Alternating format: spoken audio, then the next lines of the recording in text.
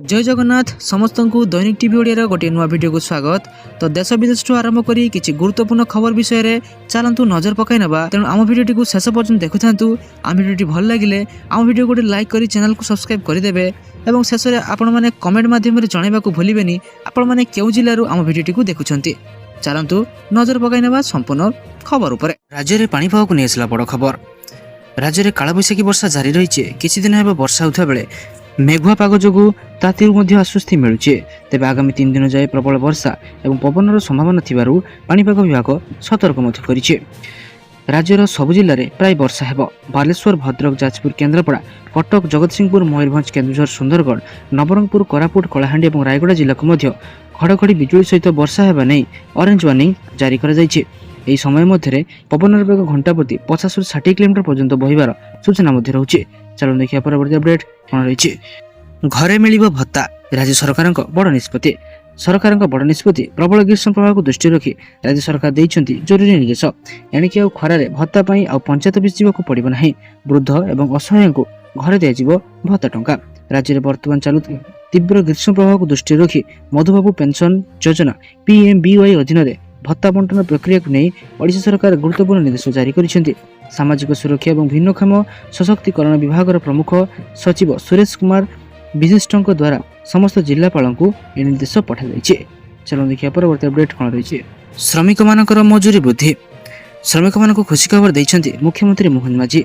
मुख्यमंत्री श्रमिकों हित को दृष्टि रखी दैनिक मजूरी वृद्धि कर देइछंती। अणकुशली श्रमिकों दैनिक मजूरी 472 टंका को वृद्धि कर दैथिया बेले अर्धकुशली श्रमिक मानक मजूरी 522 टंका एवं कुशली श्रमिकों मजूरी 572 टंका को वृद्धि कर दैछि। सेहिपरि अति कुशली श्रमिकों मजूरी 622 टंका वृद्धि कर दैथिया नै घोषणा मध्य कर दैछि। एप्रिल 1 रु पछिला भाबे ए वर्धित मजूरी लागू हेबो बोली सूचना दिया जायछि। एहा द्वारा अणकुशली, कुशली एवं अति कुशली श्रमिक उपकृत होई परिबे। कारण देखिए परवर्ती अपडेट कौन रही। सुभद्रा टंका को नेसला बड़ खबर। सुभद्रा हिताधिकारी मानक पई खुशी खबर। बैंक खाता को आसी जायछि सुभद्रा किस्ती टंका। सुभद्रा हिताधिकारी को डीबीटी माध्यम टंका बंटा जायछि। प्रथम, द्वितीय और तृतीय किस्ती वंचित 1,23,849 हिताधिकारी को टंका मिलिছে। एक स्वतंत्र कार्यक्रम रे टंका पठाइले उपमुख्यमंत्री प्रभात परिड़ा। आहुरी लक्षे अधिक हिताधिकारी विचार चली। आगक से सुभद्रा टंका पठाଯିବ बोली सूचना रहुছে। काली पाखापाखि 62 कोटी टंका सुभद्रा अधिकारी खाता को पठा जाइए। एबे भी किछि फील्ड वेरिफिकेशन पाई अटकी रही। आखापाखि 1 लाख फील्ड वेरिफिकेशन चली। सेपरि 3,26,000 नुआ आवेदन आम पाखक आसी सारी बोली सूचना मध्य रही। सुभद्रा हेल्प डेस्क रे थिबा 2 जन कर्मचारी कार्यकाल 2027 पर्यंत वृद्धि कर दैछि। तो एबे कथा होछि जो मानक खाता को एपर्यंत सुभद्रा टंका आसी नै सेमाने कोन करिवे। जदि सेमानक खाता रे कोनसी डीबीटी रे प्रॉब्लम थिबो तो सेमानक खाता को टंका आसीबो नाही। सेमाने तुरंत निकटस्थ बैंक को जाई निजर डीबीटी को जांच कर नियंतु, नचेत EKYC को मध्य जांच कर नियंतु। चलो देखिया परवर्ती अपडेट कोन रहिछि। सेपटे किसान सम्मान निधि योजना को नेसला बड़ खबर। सारा देश में चाषी मानक मध्य प्रधानमंत्री किसान सम्मान निधि योजनार 23तम किस्ती पर अपेक्षा वृद्धि पाउछि। हजार हजार चाषी परवर्ती किस्ती अपेक्षा अछंती। तथापि पूर्व किस्ती जारी हेबा परे परवर्ती किस्ती पाइबा पई चाषी माने समय मध्य समस्त आवश्यक प्रक्रिया समाप्त करने अत्यंत गुरुत्वपूर्ण। प्रधानमंत्री किसान सम्मान निधि योजनार लाभ पाइबा पई EKYC बाध्यतामूलक। EKYC बिना कोनोसी चाषी योजनार गांठी पाई परिबे नाही। या सहित आधार नंबर को बैंक अकाउंट सहित लिंक करबा बाध्यतामूलक। कारण पेमेंट सीधासलख लाभ हस्तांतर माध्यम रे करा जाय। द्वितीय नंबर रही कृषक मान सठिक एवं अपडेट होता जमी रेकर्ड रहा आवश्यक। योजना अनुसार जो चाषी जमी जांच असंपूर्ण रही हिताधिकारी तालिकार बाद दि जापे किंतु समय सीमार जमी संबंधी डॉक्यूमेंट एवं जांच अपडेट करने गुरुत्वपूर्ण। तो 23तम किस्ती केबे आसीबो? 23तम किस्ती जून शेष किंबा जुलाई 2024 आरंभ में जारी हो पारे। तथापि सरकार एपर्यंत आनुष्ठानिक भाव में कौन घोषणा करना। चलो देखिए परवर्ती अपडेट कौन रही। आज समुद्र भीतर को मत्स्यजीवी मानक मना। आज पाग खराब रहा सहित समुद्र अशांत रहिबो। तेणु मत्स्यजीवी मानक समुद्र मध्य को माछ धरिबा को बारण कर दैछि। ए समय उत्तर ओडिशा उपकूल एवं बाहर पवन बेग घंटा प्रति 40 ରୁ 50 किलोमीटर तथा यार झटका 60 किलोमीटर मध्य छुई पारे। भुवनेश्वर पाणीपाग विज्ञान केन्द्र पक्षर जारी होइथिबा ट्विट सूचना मिल पारिछि। चलो देखिया परवर्ती अपडेट कोन रहिछि। मे 6 तारिख शिशु श्रमिक मुक्त अभियान। चलो देखि नबा संपूर्ण घटी कोन रहिछि। ओडिशा रे शिशु अधिकार सुरक्षा को मजबूत करिया पई बड़ पदक्षेप। मे 6 तारिख राज्य आरंभ हेबो शिशु श्रमिक मुक्त अभियान। କେନ୍ଦୁଝର ଜିଲ୍ଲାରୁ ଏହି ଅଭିଯାନ ଶୁଭାରମ୍ଭ ହେବ। ଶ୍ରମ ମନ୍ତ୍ରୀଙ୍କ ଉପସ୍ଥିତିରେ କାର୍ଯ୍ୟକ୍ରମ ଆରମ୍ଭ କରାଯିବ ବୋଲି ଶିଶୁ ଅଧିକାର ସୁରକ୍ଷା ଆୟୋଗର ଅଧ୍ୟକ୍ଷ ବବିତା ପାତ୍ର ସୂଚନା ଦେଇଛନ୍ତି। ଶିଶୁମାନଙ୍କ ସୁରକ୍ଷା ପାଇଁ ପୂର୍ବରୁ ଜାରି ହୋଇଥିବା ନିର୍ଦ୍ଦେଶନାମାକୁ କଡ଼ାକଡ଼ି ଲାଗୁ କରାଯାଉଛି। ସ୍କୁଲ ଡ୍ରପ୍ ଆଉଟ୍ ରୋକିବା ପାଇଁ ବିଭିନ୍ନ ପଦକ୍ଷେପ ମଧ୍ୟ ନିଆଯାଉଛି।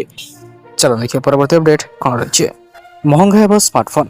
ମଧ୍ୟପ୍ରାଚ୍ୟ ସଂକଟ ପ୍ରଭାବ ଏବେ ମୋବାଇଲ ଫୋନ୍ ବଜାର ଉପରେ ମଧ୍ୟ ପଡ଼ିଛି। ବୈଷୟିକ ଯୋଗାଣ ଜନିତ ସଂକଟ ଏବଂ ମେମୋରି ଚିପ୍ର ଅଭାବ ଯୋଗୁଁ ସ୍ମାର୍ଟଫୋନ୍ ଉପଲବ୍ଧତାରେ ସମସ୍ୟା ଦେଖାଦେଇଛି। ଅପରପକ୍ଷରେ ଏଆଇ ଟେକ୍ନୋଲୋଜି ବଢ଼ୁଥିବା ଚାହିଦା ଯୋଗୁଁ ସ୍ମାର୍ଟଫୋନ୍ ଶିଳ୍ପର ଖର୍ଚ୍ଚ ବଢ଼ିଛି। ଏଥର ବଡ଼ ସ୍ମାର୍ଟଫୋନ୍ କମ୍ପାନୀ ସେମାନଙ୍କର ଲୋକପ୍ରିୟ ମଡେଲର ଦାମ ବଢ଼ାଇ ଦେଇଛନ୍ତି। ଏଥିରେ ୱାନ୍ ପ୍ଲସ୍, ରିଏଲମି, ରେଡମି ଏବଂ ନଥିଙ୍ଗ ଭଳି ବ୍ରାଣ୍ଡ ସାମିଲ ରହିଛି। ମୂଲ୍ୟ ବୃଦ୍ଧିର ସିଧା ପ୍ରଭାବ ଗ୍ରାହକଙ୍କ ପକେଟ୍ ଉପରେ ପଡ଼ୁଛି।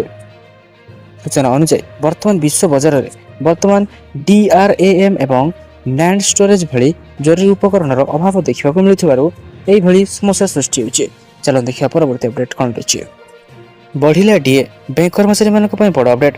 Indian bank association May, June ଏବଂ ଜୁଲାଇ 2026 ପାଇଁ ଡିଅରେନ୍ସ ଆଲାଉନ୍ସ DAରେ ବୃଦ୍ଧି ଘୋଷଣା କରିଛନ୍ତି। ଏହି ନିଷ୍ପତ୍ତିରେ ଦେଶର ଲକ୍ଷ ଲକ୍ଷ ବ୍ୟାଙ୍କ କର୍ମଚାରୀଙ୍କ ଦରମାରେ ସାମାନ୍ୟ ହେଲେ ବି ଆଶ୍ୱସ୍ତି ଦେବା ଭଳି ବୃଦ୍ଧି ହେବ। ଯେଉଁ କର୍ମଚାରୀ ବେସିକ୍ ସାଲାରୀ 48,000ରୁ 1,17,000 ମଧ୍ୟରେ ରହିଛି, ସେମାନଙ୍କୁ ପ୍ରତି ମାସରେ 435 ଟଙ୍କାରୁ 1,050 ଟଙ୍କା ପର୍ଯ୍ୟନ୍ତ ଅତିରିକ୍ତ ରାଶି ମିଳିବ। ଏ ବୃଦ୍ଧି ଦର ବୃଦ୍ଧିକୁ ପ୍ରଭାବିତ କମ୍ କରିବା ପାଇଁ କରାଯାଉଛି, କାରଣ DAର ମୁଖ୍ୟ ଉଦ୍ଦେଶ୍ୟ କର୍ମଚାରୀଙ୍କର ପର୍ଚେଜିଂ ପାୱାର ଅର୍ଥାତ୍ କିଣାକିଣି କରିବା କ୍ଷମତାକୁ ବଜାୟ ରଖିବାର ହୋଇଥାଏ। ଏହି ନିଷ୍ପତ୍ତି ଇଣ୍ଡଷ୍ଟ୍ରିଆଲ ୱାର୍କର୍ସ ପାଇଁ ଅଖିଳ ଭାରତୀୟ ହାରାହାରି ଉପଭୋକ୍ତା ମୂଲ୍ୟ ସୂଚକାଙ୍କ 2026 ମାର୍ଚ୍ଚରେ ସମାପ୍ତ ତ୍ରୈମାସିକ ତଥ୍ୟ ଉପରେ ଆଧାରିତ। ଚାଲନ୍ତୁ ଦେଖିବା ପରବର୍ତ୍ତୀ ଅପଡେଟ୍ କ'ଣ ରହିଛି। ରାଜ୍ୟରେ ଖୁବ୍ ଶୀଘ୍ର ନିଯୁକ୍ତି ପାଇବେ ଆସିଷ୍ଟାଣ୍ଟ ପ୍ରଫେସର ଏବଂ ଆସୋସିଏଟ୍ ପ୍ରଫେସର। ଉଚ୍ଚ ଶିକ୍ଷାନୁଷ୍ଠାନରେ ଖୁବ୍ ଶୀଘ୍ର ନିଯୁକ୍ତି ପାଇବେ 1400ରୁ ଅଧିକ ଆସିଷ୍ଟାଣ୍ଟ ପ୍ରଫେସର ଏବଂ ଆସୋସିଏଟ୍ ପ୍ରଫେସର। ଅଧ୍ୟାପକ ନିଯୁକ୍ତି ପାଇଁ SSB ଅଧୀନରେ ଆଶାୟୀଙ୍କ ପାଇଁ ବିକଳ୍ପ ଚିନ୍ତା କରୁଛନ୍ତି ରାଜ୍ୟ ସରକାର। 2024ରେ SSB ବିଜ୍ଞପ୍ତି ପ୍ରକାଶ କରିଥିଲା, ହେଲେ ଏଯାଏଁ ତାହା କୋର୍ଟରେ ବିଚାରାଧୀନ ଥିବାରୁ ନିଯୁକ୍ତି ପାଇବାରୁ ବଞ୍ଚିତ ହୋଇଛନ୍ତି ପ୍ରାୟ 5,000 ଆଶାୟୀ। ଆଡଭୋକେଟ୍ ଜେନେରାଲ କୋର୍ଟରେ କେସ୍ ଖାରଜ ପାଇଁ ହସ୍ତକ୍ଷେପ କରିବା ପାଇଁ ମଧ୍ୟ ଆଶାୟୀ ଦାବି କରିଥିଲେ। ଉଚ୍ଚଶିକ୍ଷା ମନ୍ତ୍ରୀ କହିଛନ୍ତି SSB ଦ୍ୱାରା ଅଧ୍ୟାପକ ନିଯୁକ୍ତି ପାଇଁ ସରକାର ବିକଳ୍ପ ଚିନ୍ତା କରୁଛନ୍ତି। ଚାଲନ୍ତୁ ଦେଖିବା ପରବର୍ତ୍ତୀ ଅପଡେଟ୍ କ'ଣ ରହିଛି। ଜୁଲାଇ ପ୍ରଥମ ସପ୍ତାହରୁ ମ୍ୟାଟ୍ରିକ୍ ସାପ୍ଲିମେଣ୍ଟାରୀ। ଆସନ୍ତା ଜୁଲାଇ ପ୍ରଥମ ସପ୍ତାହରେ ମ୍ୟାଟ୍ରିକ୍ ସାପ୍ଲିମେଣ୍ଟାରୀ ପରୀକ୍ଷା ଅନୁଷ୍ଠିତ ହେବ। ଏଥିପାଇଁ ଚଳିତ ମାସ 8ରୁ 18 ତାରିଖ ମଧ୍ୟରେ ଫର୍ମ ପୂରଣ ହେବ। ଜୁଲାଇ ପ୍ରଥମ ସପ୍ତାହରେ ପରୀକ୍ଷା ପରେ ଅଗଷ୍ଟ ପ୍ରଥମ ସପ୍ତାହରେ ରେଜଲ୍ଟ ପ୍ରକାଶ ପାଇବ। ବୋର୍ଡ ସଭାପତି ଶ୍ରୀକାନ୍ତ ତରାଇ ଏହି ସୂଚନା ଦେଇଛନ୍ତି। ଚାଲନ୍ତୁ ଦେଖିବା ପରବର୍ତ୍ତୀ ଅପଡେଟ୍ କ'ଣ ରହିଛି। 34 ବର୍ଷ ପରେ ବଦଳିବ ନୂଆ ନିୟମ। ରାଜ୍ୟର ସରକାରୀ ଏବଂ ବେସରକାରୀ ଜମିର ରେକର୍ଡିଂ ପ୍ରକ୍ରିୟାକୁ ଅଧିକ ସରଳ ଏବଂ ପାରଦର୍ଶୀ କରିବା ପାଇଁ ଓଡ଼ିଶା ସରକାର ଏକ ବଡ଼ ପଦକ୍ଷେପ ଗ୍ରହଣ କରିଛନ୍ତି।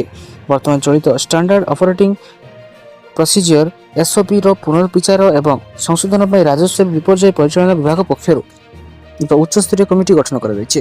ସୂଚନାଯୋଗ୍ୟ ଯେ ଜମି ରେକର୍ଡିଂ ପାଇଁ ଶେଷଥର ପାଇଁ 1990 ମସିହାରେ SOP ପୁସ୍ତକ ପ୍ରକାଶ ପାଇଥିଲା। ଦୀର୍ଘ 34 ବର୍ଷ ମଧ୍ୟରେ ଅନେକ ନୀତି ନିୟମ ଏବଂ ପ୍ରଶାସନିକ ପରିଚାଳନାରେ ପରିବର୍ତ୍ତନ ଆସିଥିବାରୁ ଏହାର ସାମଗ୍ରିକ ସଂଶୋଧନ ପାଇଁ ରାଜସ୍ୱ ବିଭାଗର ଅତିରିକ୍ତ ମୁଖ୍ୟ ଶାସନ ସଚିବ ଡକ୍ଟର ଅରବିନ୍ଦ ପାଢ଼ୀ ନିର୍ଦ୍ଦେଶ ମଧ୍ୟ ଜାରି କରିଛନ୍ତି। ଚାଲନ୍ତୁ ଦେଖିବା ପରବର୍ତ୍ତୀ ଅପଡେଟ୍ କ'ଣ ରହିଛି। ସାଉଦି ଆରବରେ ମଦର ଅଭାବ। ରିୟାଦରେ ଥିବା ଦେଶର ଏକମାତ୍ର ସରକାରୀ ମଦ ଦୋକାନରେ ବିୟର, ମଦ ଏବଂ ଟେକିଲା ସମେତ ଅନେକ ଉତ୍ପାଦ ପ୍ରାୟ ଶେଷ ହୋଇଯାଇଛି। ରିପୋର୍ଟ କରାଯାଉଛି ଯେ ଇରାନ ସହିତ ଚାଲିଥିବା ଯୁଦ୍ଧ ଯୋଗାଣରେ ବାଧା ସୃଷ୍ଟି କରିଛି। ରିୟାଦର କୂଟନୈତିକ ଅଞ୍ଚଳରେ ଅବସ୍ଥିତ ଏହି ଦୋକାନର କୌଣସି ନାମ କିମ୍ବା ସାଇନେଜ୍ ନାହିଁ। ଏହା 2024ରେ କେବଳ ଅଣ-ମୁସଲିମ କୂଟନୀତିଜ୍ଞମାନଙ୍କ ପାଇଁ ଖୋଲାଯାଇଥିଲା। ପରେ ଏହା ଧନୀ ବିଦେଶୀଙ୍କ ପାଇଁ ମଧ୍ୟ ଖୋଲାଯାଇଥିଲା। ଯଦିଓ 1952 ମସିହାରୁ ସାଉଦି ଆରବରେ ମଦ୍ୟପାନ ସମ୍ପୂର୍ଣ୍ଣ ନିଷିଦ୍ଧ କରାଯାଇଛି, ତେବେ ବି ସରକାର ବିଦେଶୀମାନଙ୍କୁ ଆକର୍ଷିତ କରିବା ପାଇଁ ଏହା ଗୋଟିଏ ମଦ ଦୋକାନକୁ ଖୋଲିବା ପାଇଁ ଅନୁମତି ଦେଇଛନ୍ତି। ଚାଲନ୍ତୁ ଦେଖିବା ପରବର୍ତ୍ତୀ ଅପଡେଟ୍ କ'ଣ ରହିଛି। ସ୍ଥାପନ ହେବ 190ଟି EV ଚାର୍ଜିଂ ଷ୍ଟେସନ। PM E-ଡ୍ରାଇଭ୍ ଯୋଜନା ଅଧୀନରେ ଓଡ଼ିଶା ସରକାର 6ଟି ସହରରେ 190ଟି EV ଚାର୍ଜିଂ ଷ୍ଟେସନ ସ୍ଥାପନ କରିବ। 6ଟି ପ୍ରମୁଖ ସହର ଅନୁଗୁଳ, ବାଲେଶ୍ୱର, ଭୁବନେଶ୍ୱର, କଟକ, କଳିଙ୍ଗନଗର ଏବଂ ପୁରୀର 190ଟି ସ୍ଥାନରେ EV ଚାର୍ଜିଂ ଷ୍ଟେସନ ସ୍ଥାପନ ପାଇଁ କେନ୍ଦ୍ରକୁ ରାଜ୍ୟ ସରକାରଙ୍କ ପକ୍ଷରୁ ପ୍ରସ୍ତାବ ଦିଆଯାଇଛି। ଭୁବନେଶ୍ୱର ପୋଲିସ ଭବନରେ ଏନେଇ କେନ୍ଦ୍ର ଭାରୀ ଶିଳ୍ପ ଏବଂ ରାଜ୍ୟ ପରିବହନ ପ୍ରାଧିକରଣ ଏବଂ BHEL ଅନୁଷ୍ଠିତ ହୋଇଥିବା ମିଳିତ ବୈଠକରେ ଏହି ପ୍ରସ୍ତାବ ମିଳିଛି।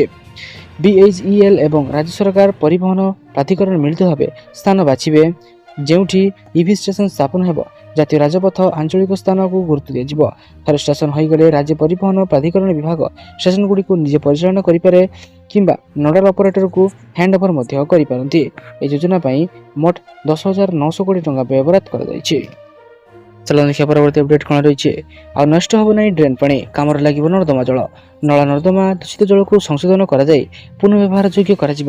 ଏନେଇ ସୂଚନା ଦେଇଛନ୍ତି ନଗର ଉନ୍ନୟନ ମନ୍ତ୍ରୀ କୃଷ୍ଣଚନ୍ଦ୍ର ମହାପାତ୍ର। ଜଳ ସଙ୍କଟକୁ ଦୃଷ୍ଟିରେ ରଖି ନଗର ଉନ୍ନୟନ ବିଭାଗ ପକ୍ଷରୁ ଏହି ପଦକ୍ଷେପ ନିଆଯାଇଛି। ନର୍ଦ୍ଦମା ଜଳକୁ କୃଷି, ଅଗ୍ନିଶମ ଏବଂ ଶିଳ୍ପ କ୍ଷେତ୍ରରେ ବ୍ୟବହାର କରାଯିବ। ସହରାଞ୍ଚଳରେ ପୁଷ୍କରିଣୀ ପୁନରୁଦ୍ଧାର ହୋଇ ସୌନ୍ଦର୍ଯ୍ୟକରଣ କରାଯିବ। ଡ୍ରେନ୍ରେ ବହିଯାଇଥିବା ଦୂଷିତ ପାଣିକୁ କିଭଳି ବିଶୋଧନ କରାଯାଇ ପୁନଃବ୍ୟବହାର କରାଯାଇପାରିବ, ସେ ନେଇ ଖୁବ୍ ଶୀଘ୍ର କାର୍ଯ୍ୟ ଆରମ୍ଭ ହେବ ବୋଲି କହିଛନ୍ତି ମନ୍ତ୍ରୀ କୃଷ୍ଣଚନ୍ଦ୍ର ମହାପାତ୍ର। ସାରଥୀ ଏପରି ପଛପଛା ଏବଂ ଗୁରୁତ୍ୱପୂର୍ଣ୍ଣ ଖବର ଜାଣିବା ପାଇଁ ଆମ ଚ୍ୟାନେଲକୁ ସବସ୍କ୍ରାଇବ୍ ରଖନ୍ତୁ। ଆମ ଭିଡ଼ିଓ ଲାଇକ୍ କରିଦିଅନ୍ତୁ। ଧନ୍ୟବାଦ।